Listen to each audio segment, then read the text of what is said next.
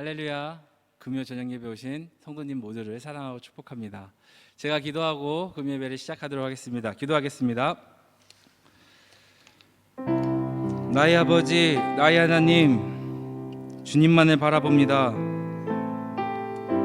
주님만을 경배합니다. 주님의 자녀로 거듭나길 원합니다. 주님의 자녀로 살아가길 원합니다. 그런데 주님, 우리의 삶에 죄악이 정말 가득한 것 같습니다. 그래서 우리의 시선이 자꾸 죄악 쪽으로, 죄 쪽으로, 내가 범한 죄 쪽으로 시선이 돌아가는 것 같습니다. 주님, 우리의 시선을 죄에서 주 앞으로 옮겨 주시옵소서. 우리가 예수 그리스도의 이름으로 다시 한번 거듭나서 주 앞에 나올 수 있도록 주님 이끌어 주시옵소서. 주님, 우리가 이를 통해 세상의 빛이 될 수 있도록, 세상의 소금이 될 수 있도록 우리의 삶을, 우리의 생각을, 우리의 신앙을 주님 이끄시고 주관하여 주시옵소서. 주님 정말 사랑합니다. 감사합니다. 예수님의 이름으로 기도드렸습니다. 아멘. 우리 다 함께 주의 친절한 팔에 안기세 찬양하시면서 찬양하시겠습니다.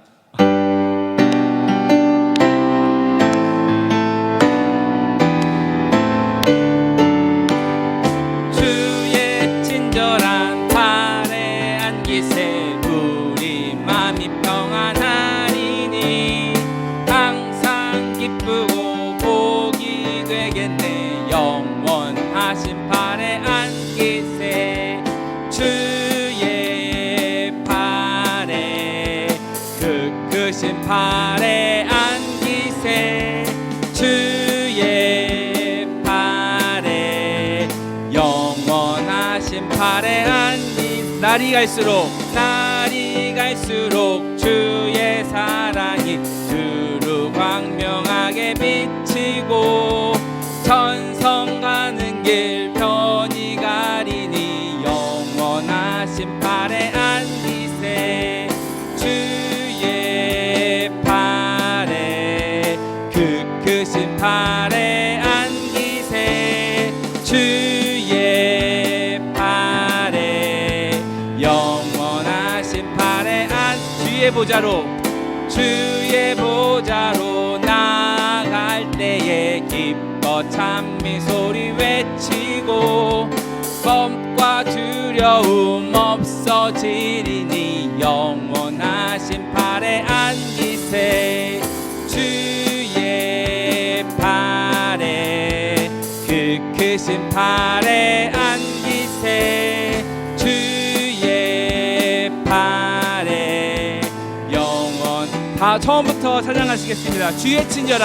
주의 친절한 팔에 안기세. 우리 맘이 평안하리니 항상 기쁘고 복이 되겠네. 영원하신 팔에 안기세.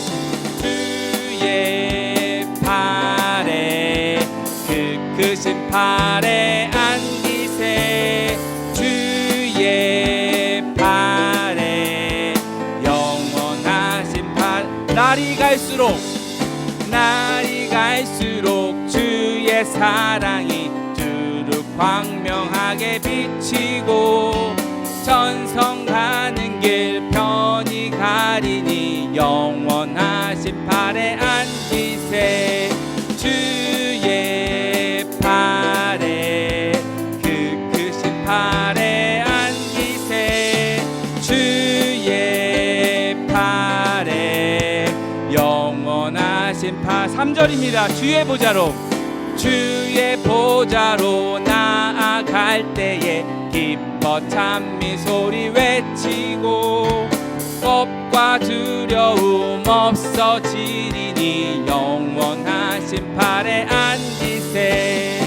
주의 팔에, 그 크신 팔에 안기세. 주의 팔에, 영원한 주의 팔에,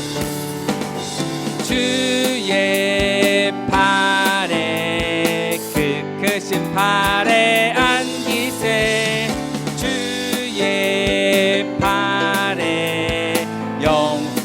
팔에 한 번 더 찬양하시겠습니다.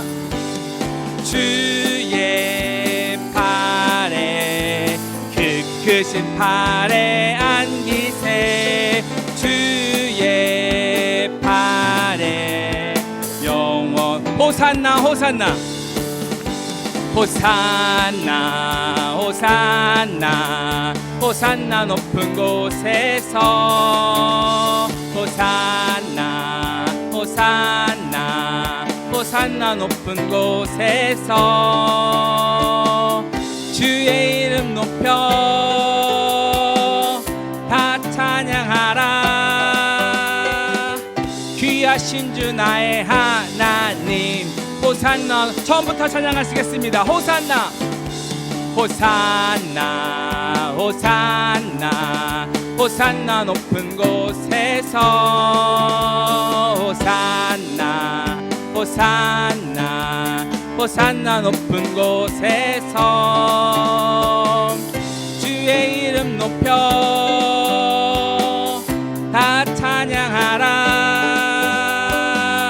귀하신 주 나의 하나님 호산나 높이 외치 영광 영광 영광 영광 왕의 왕께 영광을 영광 영광 왕의 왕께 영광을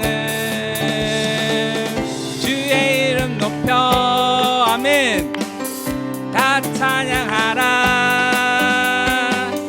귀하신 주 나의 하나님 주님께 처음부터 찬양하시겠습니다. 호산나 호산나 호산나 호산나 높은 곳에서 호산나 호산나 호산나 높은 곳에서 주의 이름 높여 다 찬양하라 귀하신 주 나의 하나님 호산나 높이 외치세 영광 영광 영광 왕의 왕께 영광을 영광 영광 왕의 왕께 영광을 주의 이름 높여 다 찬양하라 귀하신 주 나의 하나님 주님께 주의 이름 높여 주의 이름 높여 다 찬양하라 귀하신 주 나의 하나님 주님 주의 이름 높여 주의 이름 높여 다 찬양하라 아멘 귀하신 주 나의 하나님 주님께 영광 돌리세 주님께 영광 돌리세 주님 마지막입니다. 주님께 영광 돌리세 주님께 영광 돌리세 주님 영광 받아 주시옵소서 오직 주님만이 영광 받기를 우리는 원합니다. 아멘.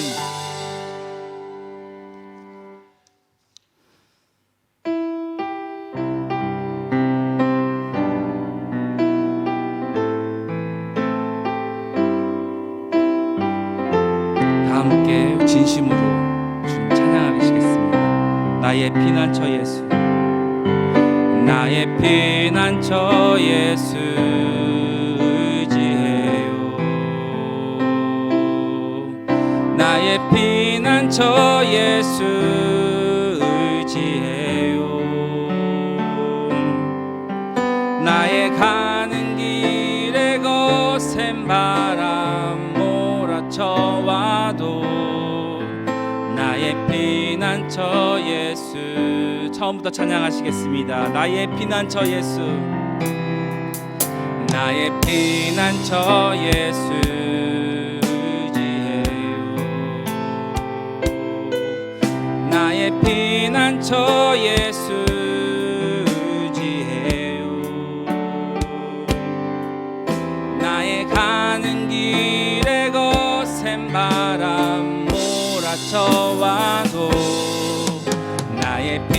피난처 예수. 나는 영원히 주님 사랑해요.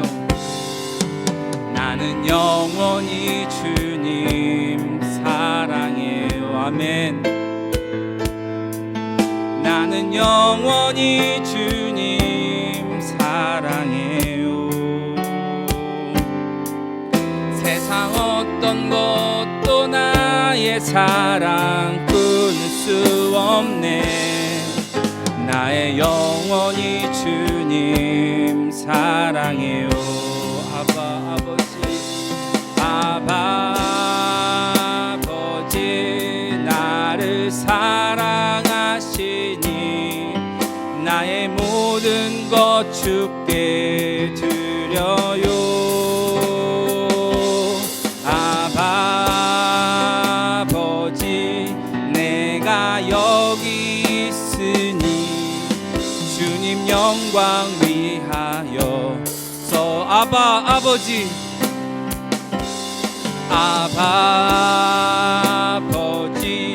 내가 사랑하시니 나의 모든 것 주께 드려요. 아버지 내가 여기 있으니 주님 영광 위하여. 처음부터 다 함께 찬양하시겠습니다. 나의 피난처 예수. 나의 피난처 예수 의지해요. 나의 피난처 예수 의지해요. 나의 가는 길에 거센 바람 몰아쳐와도 나의 피난처 예수 의지해요. 나는 영원히 주님 사랑해요. 나는 영원히 주님 사랑해요. 나는 영원히 주님 사랑해요. 세상 어떤 것도 나의 사랑 끊을 수 없네. 나는 영원히 주님 사랑해요. 아버지 나를 사랑하시니 나의 모든 것 주께 드려요.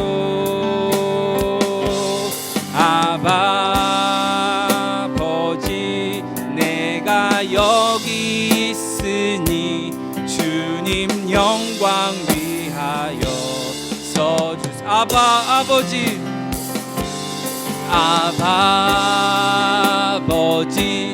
나를 사랑하시니 나의 모든 것 주께 드려요. 아버지 내가 여기 있으니 주님 영광 위하여. 한 번 더 찬양하시겠습니다. 아버지 나를 사랑하시니 나의 모든 것 주께 드려요. 아버지 내가 여기 있으니 주님 영광 위하여. 목마른 사슴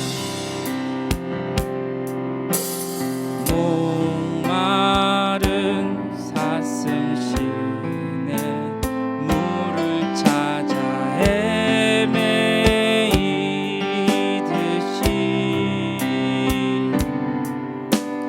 내 영혼 주를 찾기에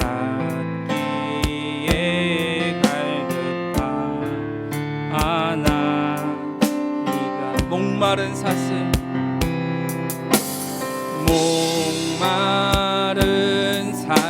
시내 물을 찾아 헤매이듯이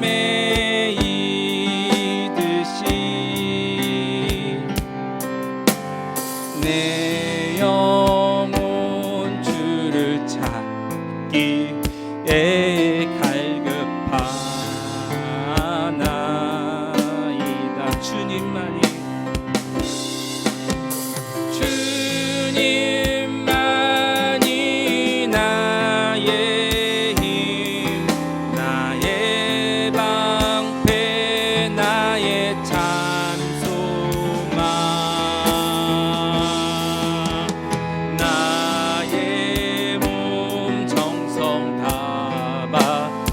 서서 주님 경배합니다. 주님만이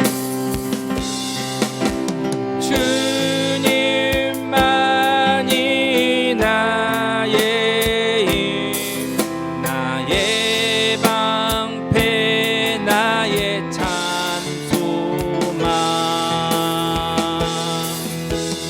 나의 몸 정성 다 바쳐서 주님 경배합니다. 주님만이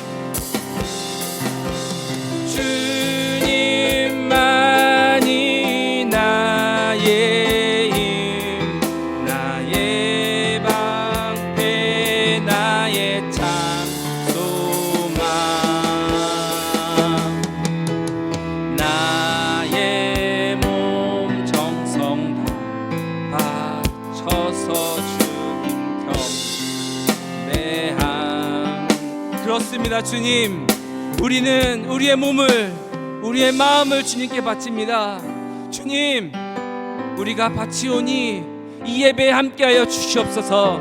이 예배에 성령 부어 주시옵소서. 이 예배에 은혜 베풀어 주시옵소서. 우리 다 함께 이 예배를 위해서 주여 한번 부르짖고 기도하겠습니다. 기도하겠습니다. 주여, 할렐루야. 사랑이 많으신 하나님 아버지, 이 예배를 받아주시옵소서. 이 예배에 주의 영을 부어주시옵소서. 이 예배에 성령을 부어주시옵소서. 이 예배를 받아주시옵소서. 이 예배에 동행하여 주시옵소서. 주님, 언제나 주님을 사랑합니다. 주님, 우리가 언제나 주 앞에 나아갑니다. 주님, 우리를 이끄시고 우리를 주의 앞으로 붙들어 주시옵소서. 영광이 많으신 하나님 아버지, 온전히 주님만을 바라보며 나아갈 때 주님께서 우리를 아버지의 말씀으로 붙들어 주시옵소서. 우리를 성령의 은혜를 부어 주시옵소서. 우리를 성령으로 이끌어 주시고 주의 능력으로 우리를 붙들어 주시옵소서. 말씀을 전하는 목사님과 함께하여 주시옵소서. 목사님께도 주의 성령을, 주의 은혜를 부어주시고 우리가 그 성령의 은혜를 받아 먹을 수 있도록, 우리가 흘러넘쳐서 우리에게 흘러올 수 있도록 주님, 이 예배를 아버지께서 주관하여 주시옵소서. 영광이 많으신 하나님 아버지, 아버지께서 모든 것을 책임지시고 아버지께서 모든 것을 이끌어 주시옵소서. 이 예배 또한, 내 삶 또한, 이 시간 또한, 모든 시간을 아버지께서 주관하시고 이끌어 주시옵소서. 주님, 우리의 마음이 강팍합니까? 성령의 빛을 부어주시옵소서. 우리의 삶에 주의 명이 없습니까? 주의 영을 부어주시옵소서. 이 예배 가운데 우리의 죄가 가득합니까? 우리의 죄를 사할 테니 아버지, 그 죄를 용서하여 주시고 이 예배에 성령을 부어주시옵소서. 이 예배에 주의 은혜를 부어주시옵소서. 이 예배에 주의 영광을 부어주시옵소서. 할렐루야. 사랑이 많으신 아버지, 감사합니다.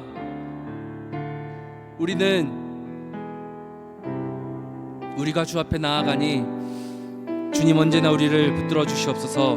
언제나 우리를 주의 영으로, 주의 말씀으로 붙들어 주시옵소서. 너무너무 부족한 우리를, 너무너무 연약한 우리 주 앞에 맡기오니 주님께서 이끄시고 붙들어 주시옵소서. 말씀을 전하는 목사님께도 은혜 베풀어 주셔서 말씀을 전할 때 우리가 그 은혜를 잘 받아 먹을 수 있도록 주님, 이 예배를 이끌어 주시옵소서. 주님, 정말 사랑합니다.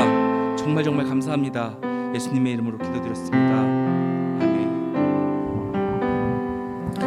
예, 우리의 믿음을 고백합니다. 우리 나는 믿네 찬양하겠습니다.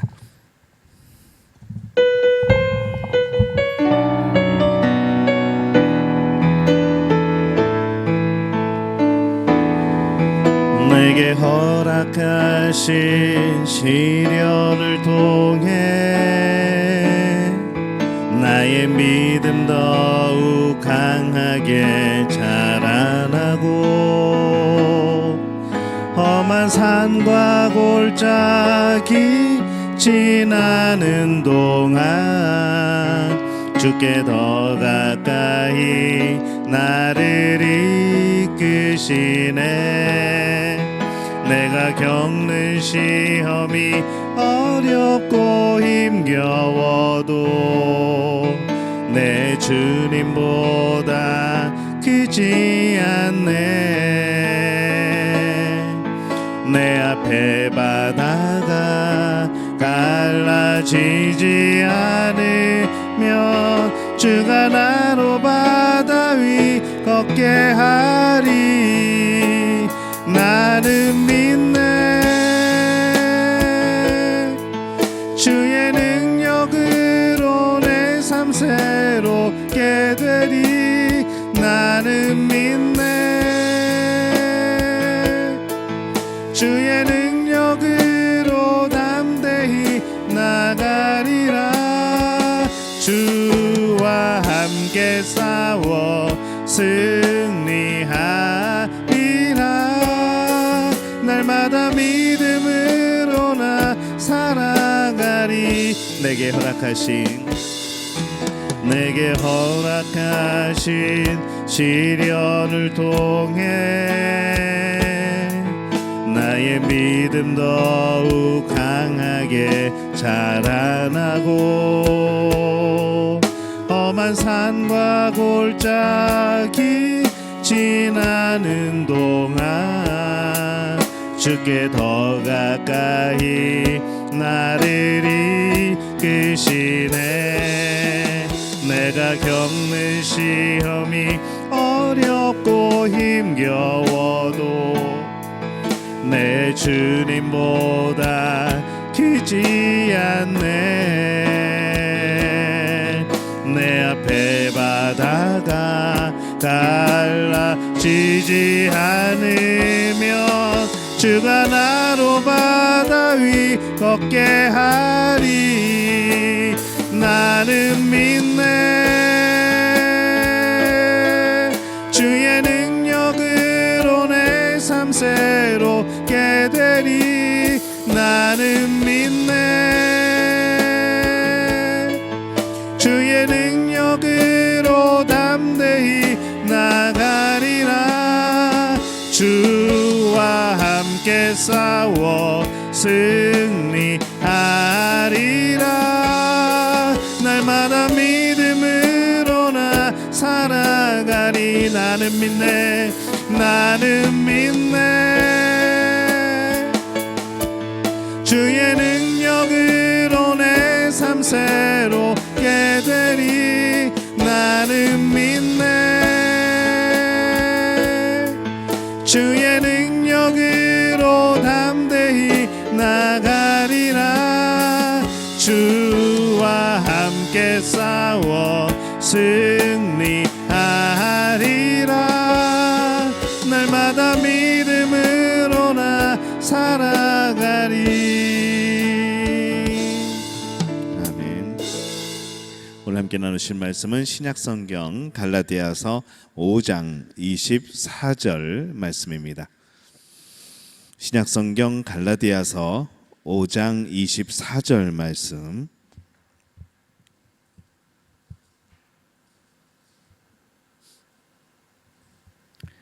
갈라디아서 5장 24절 우리 한 목소리로 함께 봉독하겠습니다. 그리스도 예수의 사람들은 육체와 함께 그 정욕과 탐심을 십자가에 못 박았느니라. 아멘. 할렐루야. 하나님의 은혜가 오늘 이 밤에 또 기도의 자리로 나온 우리 믿음의 가족들을 축복하고 또 환영합니다. 우리 옆에 분들하고 인사합니다. 참 잘 오셨습니다. 예. 오늘도 온라인에서 또 함께 기도에 참여하고 또 곳곳에서 또 이것을 기억하면서 또 함께 좀 운행하고 있는 우리 믿음의 가족들을 축복합니다.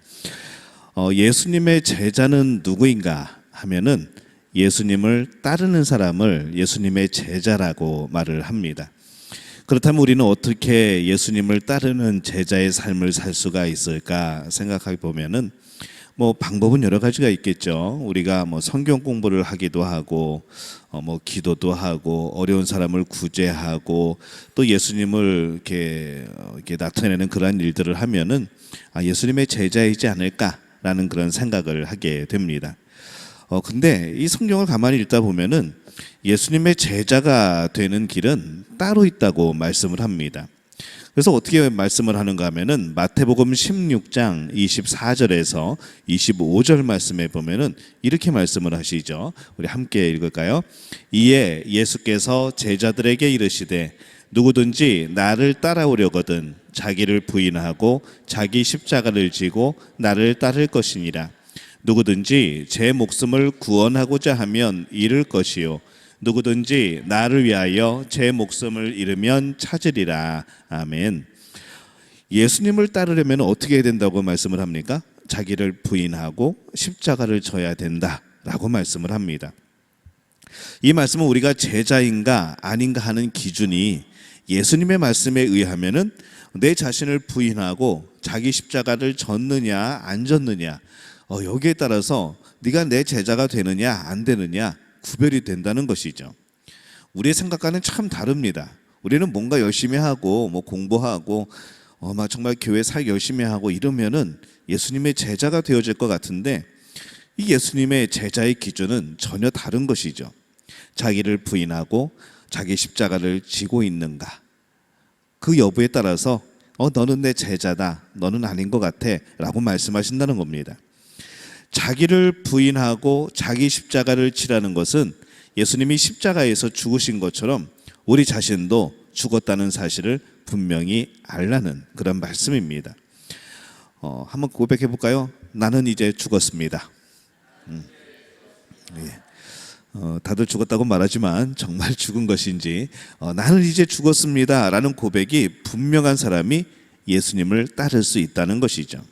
왜냐하면 내 자아가 죽지 않고는 예수님을 따라갈 방법이 없습니다. 그 길에 나설 용기가 나지 않는 것이죠. 자기 죽음이 분명하지 않으면 결코 주님이 가신 길을 따라갈 수가 없습니다. 왜인가 하면은 예수님이 그 길을 가셨기 때문에 그렇습니다. 목회를 하면서 늘 안타까운 것 중에 하나가 어느 교회든지 문제를 일으키는 사람들은 거의 예외 없이 열심히 있는 교인들입니다. 그들은 대체로 여러 해 동안 교회를 위해서 자신의 시간을 드리고 물질을 드리고 재능을 바치고 뭐 그런 사람들이죠. 정말 교회를 위해서 열심히 일한 사람들입니다. 문제는 그들 때문에 교회 안에 온갖 시험거리도 그만큼 생긴다는 거죠. 더 큰 문제는 열심히도 하지 않고 문제도 일으키지 않는 분들입니다. 열심히 하다 보면은 당연히 문제가 생깁니다. 그것이 뭐 교회를 향한 문제이든 아니면은 성도들끼리의 문제이든 이 많은 사람들이 살아가는데 어떻게 열심을 내다 보면은 부딪히지 않을 수 있겠습니까? 여러 가지 뭐 갈등이 왜 없겠습니까? 문제는 열심히 안 하는 사람이 더 문제긴 합니다. 하지만은 정말 교회 열심인 사람들도 때로는 시험거리가 된다는 것이죠. 왜 열심히 있는 교인이 문제를 일으킬까요? 라고 묻는다면은 그것은 아마 자아가 해결되지 않았기 때문이다 라고 말할 수가 있을 겁니다. 왜냐하면 자아가 죽은 사람은 자기의 주장이나 어떤 자기의 생각이나 그런 것으로 인하여서 갈등을 일으킬 수가 없기 때문에 그런 것이죠. 한 번은 어떤 교회에 여전도회 안에 시험거리가 생겼습니다. 뭔가 하면은 그 이야기를 들어보니까 그 시험에 든 이유는 바로 김치입니다. 뭐 전혀 예상 외죠. 김치. 누구는 배추김치를 담그자 그러고 누구는 요즘에는 깍두기가 맛있으니까 깍두기를 담자는 겁니다. 그래서 배추파와 깍두기파가 나눠져 가지고 여전도회가 갈라진 것이죠. 또 어떤 교회는 누구는 속을 넣은 배추를 똑바로 통째로 넣자고 그랬고 어떤 사람들은 배추를 뒤집어서 넣어야 된다고 또 그렇게 말을 하는 사람도 있습니다. 결국 그것 때문에 또 똑바로 넣는 팀, 또 뒤집어 넣는 팀, 또 이렇게 또 갈라지게 됩니다. 예전에 많이 들었던 얘기는 어떤 분이 피아노를 헌물을 했는데 그 피아노를 강단의 오른쪽에 놓느냐 왼쪽에 놓느냐 이것으로 당회가 분열되는 그런 일도 또 있었죠. 교회가 분열이 되려면요 정말 아무것도 아닌 일에 그렇게 분열이 되어지고 의견이 갈라집니다. 본질이 아닌 것이죠. 본질적인 면에 있어서 사탄은 잘 건드리지 않습니다. 그 대신에 본질적인 문제가 아닌 그런 부수적인 문제, 비본질적인 문제, 교회가 왜 존재를 하느냐 이 문제가 아니라 교회가 어떤 사역을 하느냐, 교회가 존재함으로 인하여서 우리는 무엇을 해야 되는가, 약간 비본질적인 문제 부분에 대해서 이 사탄이 자꾸 공격을 하는 겁니다. 이 자아가 일으키는 문제들이죠. 하나님의 은혜의 눈을 뜬 이들은 하나같이 죄된 자아가 죽는 경험을 합니다. 여러분들은 예수님과 함께 십자가에 못 박혀 죽은 사람들입니다. 지금까지 살아있으면 안 되는 겁니다. 이미 예수님과 함께 십자가에 죽었어야 되는 사람들인 것이죠. 한번 따라해 볼까요? 나는 이미 십자가에 죽었습니다. 네. 우리는 죽은 사람들입니다. 오늘 십자가에 자아가 죽은 사람이 우리 금요 기도에 나오는 겁니다. 왜냐하면 내 자아가 중요한 것이 아니라 내 삶을 어떻게 이끌어가는 내가 중요한 것이 아니라 그 삶을 이끌어 가시는 하나님을 향한 우리의 마음이 중요하기 때문에 이 자리에 나오는 것이거든요. 죄된 자아가 죽는 것, 이것이 모든 문제의 해결의 열쇠였던 겁니다. 우리는 자꾸 해결의 열쇠를 엉뚱한 데서 찾습니다. 누가 도와줬으면, 누가 좀 베풀어 줬으면, 누가 이 일을 좀 해결해 줬으면 하고 생각을 하지만은 결국 문제를 만들어내고 그 문제 안에서 갈등을 일으키고 그 문제 속에서 하나님을 찾지 않고 세상의 방법을 찾는 것은 언제나 죽지 않은 내 자아였다는 것이죠. 많은 성도가 상처를 받았다고 말들을 합니다. 그러나 다르게 생각하면은 상처받기 쉬운 그런 자아를 붙들고 살았다는 그런 말과 같은 것이죠. 아직 살아있는 겁니다. 살기 힘들다고 말하는 사람들도 있습니다. 그것 역시 자신의 힘에 의지하여 살았다는 그런 말과 같습니다. 계속해서 말씀을 전하다 보면은 그 말씀 속에서 이제 이어지는 그러한 줄거리가 되고 중심이 되어지는 그런 말씀들의 뜻들이 있습니다. 제가 교회에 대해서 말씀을 전할 때는 교회를 대부분 예수님을 향한, 예수님이 중심이 되어지는, 또 말씀이 중심이 되어지는 또 그런 교회를 제가 계속해서 말씀을 합니다. 근데 우리의 삶 속에서 우리의 신앙생활의 개인적인 삶 속에서 그 기준과 줄기가 무엇이냐라고 할 때는 내 힘으로 살아서는 살 수 없다는 것이죠. 처음부터 그랬습니다. 우리는 처음부터 우리 힘으로 살았던 적이 없습니다. 그래서 저는 자수성가라는 말을 많이 들어봤습니다. 그러니까 내가 열심히 해가지고 뭔가를 이루어낸 거죠. 성공을 한 거죠. 근데 정말 그랬을까라고 생각해 보면은 그런 이야기 끝에는 간증이 나옵니다. 내가 정말 열심히 했긴 했는데 그 열심히 하는 과정에 누구를 의지했는가? 하나님을 의지했다는 것이죠. 하나님을 의지하였으면은 그 사람은 뭐라고 말을 하는가 하면은 신수성가라고 말을 합니다. 내가 세운 게 아니라, 내가 노력해서 세운 게 아니라 하나님이 세워 주셨다고 그렇게 표현을 하는 것이죠. 근데 이 자아가 죽지 않은 사람들은 늘 자수성가라고 말을 합니다. 내가 열심히 해가지고 이렇게 내 삶을 이루어왔다. 자, 우리의 삶은 어떤 삶이 되어야 되겠습니까? 이미 예수님과 함께 십자가에 죽은 우리는 어떤 삶이라고 고백을 해야 되겠습니까? 여러분은 자수성가가 아니라 신수성가 하신 분인 줄로 믿습니다.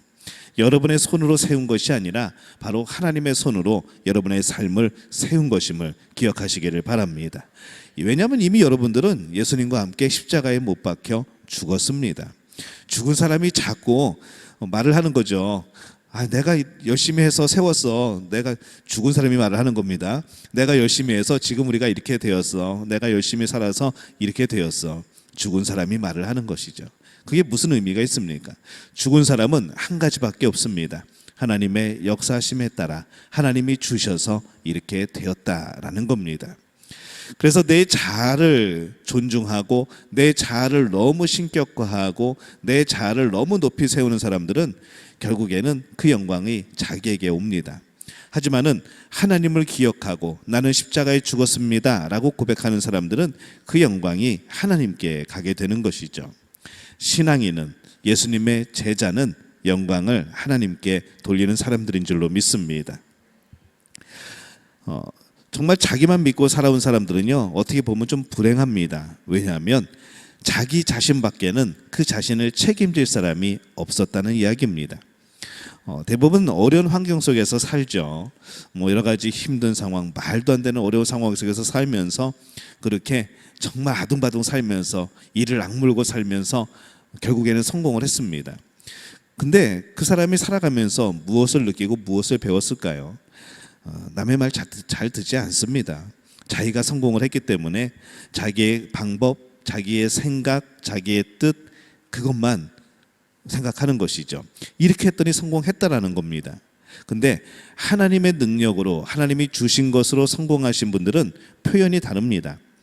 내 생각이 아니라 하나님께서 이렇게 하셨다고, 하나님께서 이렇게 계획을 이끌어 가셨다고, 하나님께서 이렇게 방법을 허락해 주셨다고, 하나님께서 이렇게 돕는 자를 보내셨다고, 그 주인이 주어가 하나님이 되어지는 것이죠. 여러분, 어떤 삶을 살고 싶으십니까? 자기밖에는 자신을 책임질 사람이 없는 그런 삶을 살고 싶으십니까? 아니면 내가 내 자신을 책임질 수 없지만 그러나 나보다 나를 더 사랑하시는 하나님이 나를 책임지는 그러한 삶을 살기를 원하십니까? 우리 믿음의 가족들은 하나님이 책임지는 그러한 삶을 살게 되어지시기를 예수님의 이름으로 축원합니다. 우리의 삶이 힘들고 불행한 것은 환경이나 사람 때문이 아니라는 것이죠. 우리의 삶이 힘들고 불행한 것은 내 자아가, 내 죄된 자아가 죽지 않고 살아서 하나님을 대적하고 하나님께 등 돌리고 그렇게 살아가기 때문입니다. 내 죄된 자아가 죽지 않으니까 환경도 힘들게 느껴지고 사람도 힘들게 느껴진다는 것이죠. 어떤 선교사가 이런 말을 합니다. 회교권, 그리고 회교권 선교, 그리고 공산권 선교가 너무 어렵다고 말하지만은 선교사가 살려고 하니까 어려운 것입니다 라고 말을 합니다. 만일 그 나라에 들어가서 그가 죽으려고 한다면 선교의 문은, 복음 전파의 문은 얼마든지 열려 있습니다 라고 말하는 이 선교사의 이야기를 듣습니다. 그렇죠. 살려고 하면은 참 힘들죠. 어디든지 하나님의 자녀로서 정말 내 자아가 살려고 하면은 그렇게 힘든 생활이 없습니다. 여러분, 신앙생활은요 결코 쉬운 생활이 아닙니다. 세상을 거슬러 가는 겁니다. 세상에 편승해서 그냥 세상이 좋아하는 것으로, 세상이 그냥 흘러가는 것으로 같이 흘러가면은 그건 신앙생활이 아닌 것이죠. 왜냐하면 이 세상이 추구하고 이 세상의 모든 것들을, 문화들을 이끌어가는 것은 사탄의 역사들과 그런 미혹들과 유혹들이 있기 때문에 그렇습니다. 역사 자체가 문제가 아니고 문화 자체가 문제가 아니라 그 문화와 역사를 이용하고 그것을 헷갈리게 만들어서 결국 목적지를 다르게 하는 악한 영들의 역사가 계속해서 있다는 것이죠. 그래서 우리는 하나님을 바라보지 않으면, 하나님을 의지하지 않으면은 나도 모르게 그런 죄된 문화 속으로 흘러가게 되어 있습니다. 그 안에 죄된 문화 속에 들어가서도 내가 그 안에 있는지 없는지 그것도 구별하거나 깨달을 수 없다는 것이죠. 어느 순간에 종착지에 와보면은 하나님과 동떨어져 있는, 하나님이 기뻐하지 않는, 오히려 죄에 가까운 삶을 살아가고 있던 우리 자신을 발견하게 되어지는 겁니다.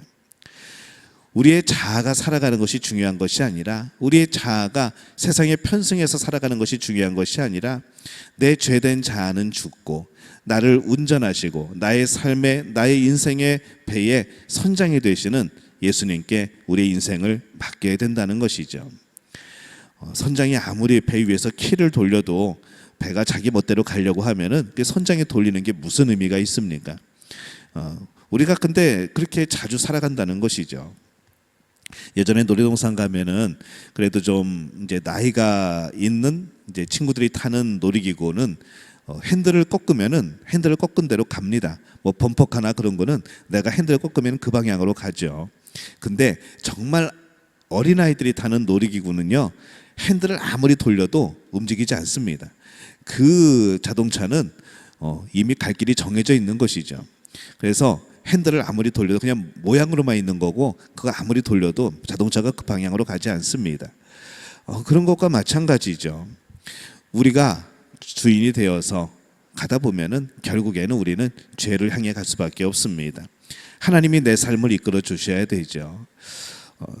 우리가 예수님을 모시고 사는 것이 얼마나 놀라운 일입니까? 우리의 자아가 죽어야 우리 안에 계신 예수님께서 역사하실 수가 있습니다. 우리의 자아가 죽으면 누구보다도 우리 가족이 그 복을 누리게 되는 것이죠. 내 남편, 내 아내, 내 부모, 자녀가 우리 안에 계신 예수님의 역사를 경험하고 그들이 예수님을 만나는 겁니다. 오늘 우리 신방하면서 전했던 말씀 중에 생각나는 거 한 가지가 있습니다. 그 수도원 얘기인데요. 어느 수도원에 굉장히 젊은 사람들도 많이 모여들고 사람들도 많이 오고 그래서 막 이렇게 부흥이 되는 그런 수도원이 있었습니다. 그 안에서 말씀을 묵상하고 기도하고 이제 그렇게 영성을 쌓아가는 것이죠. 근데 거기서 좀 떨어진 곳에 있는 수도원에는 이 젊은 사람들이 오질 않습니다. 그리고 사람들이 자꾸 빠져나가고 나중에는 너무 힘든 거죠. 그래서 그 어려운 수도원의 원장이 찾아옵니다. 도대체 우리 수도원은 왜 그럴까요? 그러니까는 이 잘 되고 있는 수도원의 원장이 말을 합니다. 이렇게 한번 해보시라고요. 예수님이 우리 중에 수도사의 모습을 하고 와 계시다라고 그렇게 소문을 내라고 합니다. 그러다 보니 소문을 내보니까 무슨 일이 벌어지는가 하면은 내 옆에 있는 그 사람이 혹시 예수님이 변화해서 그 모습이 된 것은 아닐까 하면서 서로에게 환불할 수가 없게 되는 것이죠. 서로를 더 사랑하고, 왜냐하면 그 사람이 예수님일지 모르니까 사랑하고 존중해주고 귀담아 들어주고 서로 도와주고, 그러다 보니까 자연스럽게 수도원의 분위기가 좋아집니다. 그리고 기쁨이 넘치게 되고 행복해지고 그곳에 오는 사람들이 너무나도 좋아하는 것이죠. 그곳에만 들어오면 평안이 느껴지는 겁니다. 그러다 보니까 점점 부흥하게 됐다는 그러한 이야기입니다. 우리 교회도 한번 해볼까요? 우리 교회도 우리 교회에 예수님이 오셨는데 우리 똑같은 성도 중에 한 명의 모습으로 오셨다고 소문을 내면은 아마 어떤 일이 벌어질까요? 우리는 정말 그 얘기를 듣고 뭐 그냥 웃을지도 모르겠지만은 우리의 마음은 좀 달라지지 않을까요? 바로 여러분의 옆에 계신 분이 예수님이 그분의 모습으로 앉아 있다고 한다면 어떻게 그분에게 막대할 수가 있겠습니까? 예수님처럼 대해야 되는 것이죠. 근데 성경 말씀이 또 그렇게 말씀하기도 합니다. 우리의 주변에 있는 사람들 모두가 성령님이 거하시는 하나님의 전인 줄로 믿습니다. 그 누구든지 외모와 상관없이 바로 그 사람 안에 주의 성령께서 함께 하시는 것이죠. 그러니 우리의 성도들은, 우리 교회는 그 안에 전부 다 성령님이 계시고 하나님의 전이 되어 있고 우리는 예수님처럼 서로를 대해야 되는 겁니다. 그렇다고 하면은 부흥되지 않겠습니까? 교회만 들어오면 기쁜데, 교회만 들어오면 섬겨주는데, 교회만 들어오면은 막 서로에게 사랑을 나누고 또 서로를 섬기게 되어지고 마음을 열게 되어지고 이렇게 되어지는데 어떻게 부흥이 안 될 수가 있겠습니까? 우리 서로를 바라보게 될 때에 그 안에 계신 성령님을 바라보면서 예수님을 대하는 것처럼 그렇게 대하는 우리의 믿음의 가족들이 되어지시기를 예수님의 이름으로 축복합니다. 교회에서도 우리의 자아가 죽을 때에 이 예수님께서 진정한 교회의 주인으로 역사하실 수가 있습니다. 사공이 많으면 배가 어디로 간다고요? 산으로 갑니다. 노아가 만들었던 배는 산에다 지었지만은 이 교회는 산으로 가면 안 되는 것이죠. 학교나 직장에서도 마찬가지입니다. 학교도 마찬가지, 직장도 마찬가지. 그 방향을 이끌어가는 사람들이 있다는 겁니다. 죽지 않은 자아의 전형적인 문제는 뭔가 하면요, 내 자신만 옳다고 하는 겁니다. 이것은 우리 안에 계신 예수님의 역사를 경험하지 못하게 하는 가장 큰 장애물인 것이죠.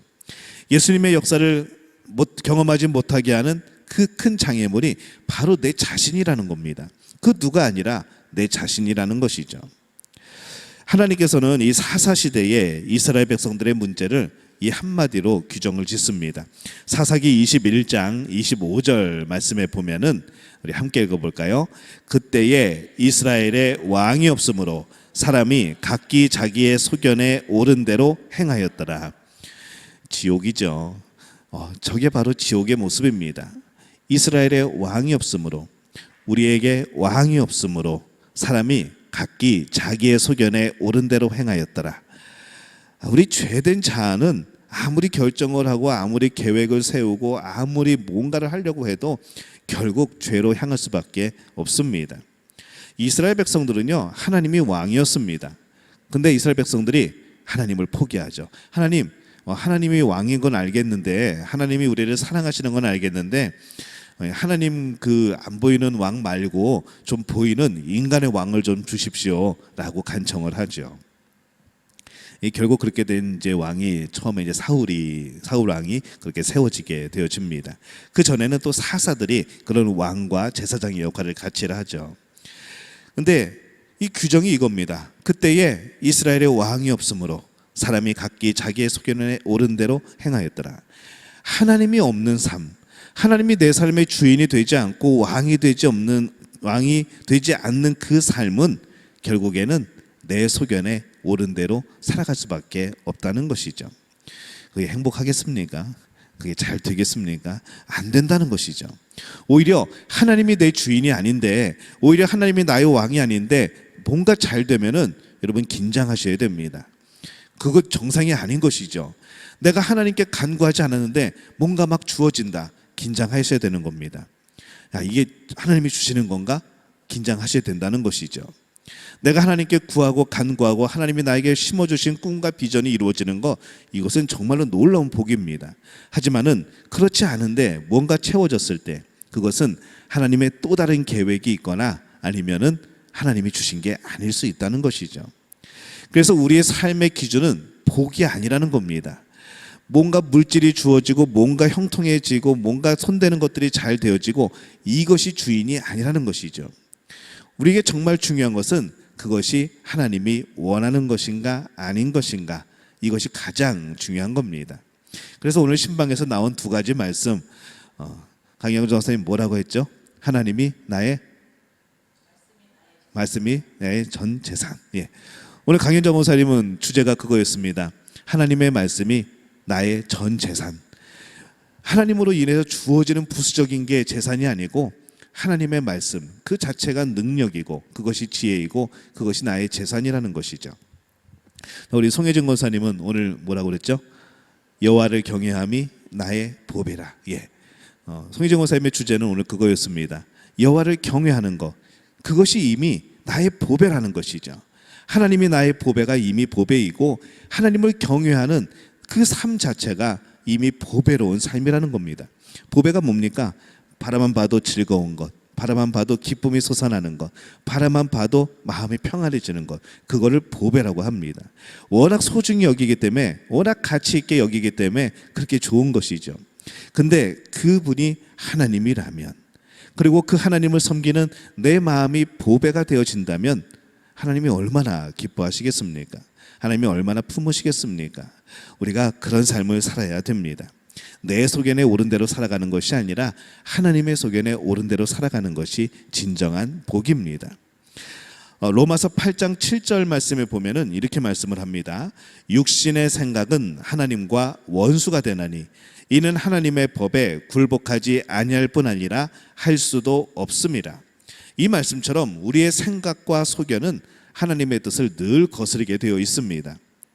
우리 삶에 일어나는 대부분의 문제는 내 생각에 옳은 대로 살아가기 때문이라는 것이죠. 참 고치기 힘듭니다. 분명히 성경적이 아닌데, 분명히 하나님의 뜻이 아닌데, 말씀은 그렇게 말씀하지 않는데 내 생각이 옳다고 그럽니다. 누가 그럽니다. 그런 사람 하나님도 못 말린다고. 근데 이게 말려야 되는 겁니다. 근데 워낙 자아가 강하다 보면은 아무 말도 들어오지 않는 것이죠. 내가 생각해도 틀린 것이면 쉽게 고칠 수 있습니다. 아, 내 생각이 틀렸구나, 고칠 수 있죠. 그러나 내 생각에 옳게 보이기 때문에 고치기가 어려운 겁니다. 때로는 내가 옳지 않다고 고백하는 게 참 힘든 일일 수도 있습니다.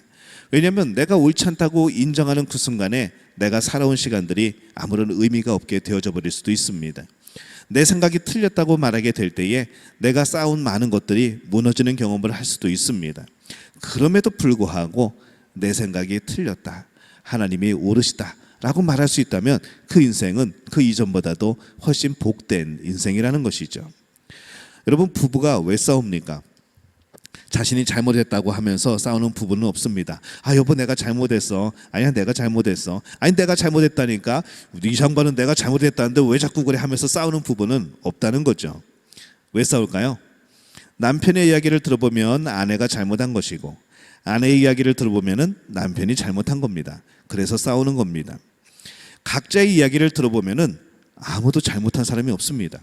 분명히 싸우고 있는데 둘 다 잘한 것이죠.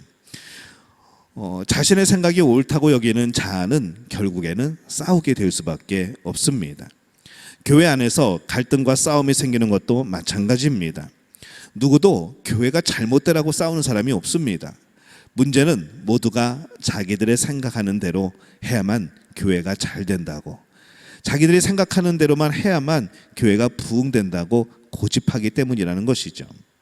이렇게 자기가 옳다고 고집하는 사람은 하나님도 정말 못 말립니다. 자기 소견에 옳은 대로 행하는 사람은 자아가 충만한 사람입니다. 우리는 자아가 충만한 사람이 되어서는 안 되는 것이죠. 무엇이 충만해야 됩니까? 성령 충만한 사람이 되어야 되는 겁니다. 자아가 충만한 사람이 얼마나 심각한 문제인지를 보여주는 말씀이 있습니다. 잠언 17장 12절의 말씀에 보면은 이렇게 말씀을 하죠. 우리 함께 읽어볼까요? 차라리 새끼 빼앗긴 암곰을 만날지언정 미련한 일을 행하는 미련한 자를 만나지 말 것이니라. 새끼를 빼앗긴 이 엄마 곰이 얼마나 싸납고 얼마나 이게 업돼 있겠습니까? 잘못 건드리면 큰일 납니다. 그런데 차라리 새끼를 빼앗긴 이 엄마 곰을 만날지언정 미련한 자를 만나지 말라고 합니다. 내 자아가 죽지 않은 사람, 죄된 자아가 죽지 않은 사람을 만나는 것이 그것보다도 더 위험하다는 것이죠. 새끼를 빼앗긴 곰보다 무서운 것이 바로 하나님 보시기에 미련한 사람이라는 겁니다. 잠언 26장 12절입니다. 우리 또 함께 읽습니다. 내가 스스로 지혜롭게 여기는 자를 보느냐 그보다 미련한 자에게 오히려 희망이 있느니라. 아멘. 미련한 사람보다 더 무서운 사람은 스스로 지혜롭게 여기는 사람입니다. 근데 그 스스로를 지혜롭게 여기는 사람 중에서도 내 죄된 자아가 죽지 않은 사람, 이 정말 위험한 사람인 것이죠. 예수님 안에서 죽음을 정확하게 이해하지 못하는 그리스도인들이 참 많습니다. 내가 예수 안에 죽었다고 하는 것, 내가 십자가 예수님과 함께 못 박혀 죽었다고 하는 이것을 이해하지 못하면은 우리는 늘 죄를 향해서 가게 돼 있다는 것이죠. 세상 사람들에게 자신의 죽음은 모든 것의 종말을 뜻합니다. 그러나 그리스도인에게 죽음이 뭡니까? 우리 죽음은 끝납니까? 아니죠. 우리는 죽음으로 곧 새 생명을 얻습니다. 십자가에 죽으면 살아나는 겁니다. 십자가에 죽은 예수님이 부활하신 것처럼 생명의 주인 되시는 것처럼 우리도 십자가에 죽으면 예수님과 함께 또 부활하는 것이죠. 새로운 삶이 시작되고 능력의 삶이 시작되고 거룩한 삶이 시작되어지는 놀라운 역사를 경험하는 겁니다. 그때야 비로소 내 안에 계신 예수님께서 나를 통하여 역사하시고 성령께서 나를 주관하시게 되는 것이죠. 이게 성령 충만입니다. 돈이 하나도 없었지만 오직 기도와 그 응답으로 2,000명의 고아를 먹여 살린 또 1만 개의 고아원을 도왔던 조지 뮬러 목사에게 사람들이 묻습니다. 어떻게 그렇게 능력 있는 삶을 살 수 있었습니까? 그때 뮬러 목사가 이렇게 얘기하죠. 능력이라니요? 저는 죽음만 있을 뿐입니다. 나는 어떤 날 죽었습니다. 예수님을 만난 날이었죠. 조지 뮬러에 대해서 죽고 세상이나 친구들의 칭찬에 대해서 죽고 책망에 대해서도 죽었습니다. 나는 십자가에서 예수님과 함께 죽었습니다. 라고 그가 고백을 합니다. 우리가 살아가는 힘이 뭘까요? 우리가 살아가는 힘은 오히려 내가 십자가에서 예수님과 함께 죽은 것, 이것이 우리가 살아가는 힘이라는 것이죠. 오늘 우리의 자아는, 우리의 죄된 자아는 십자가에 못 박혔습니까? 아직도 예수님을 섬기는 데에 내 소견에 옳은 대로 행하십니까? 십자가에 못 박힌 나, 그래서 예수님이 나를 통해 일하실 수 있는 복된 우리 믿음의 가족들이 되어지시기를 예수님의 이름으로 축원합니다.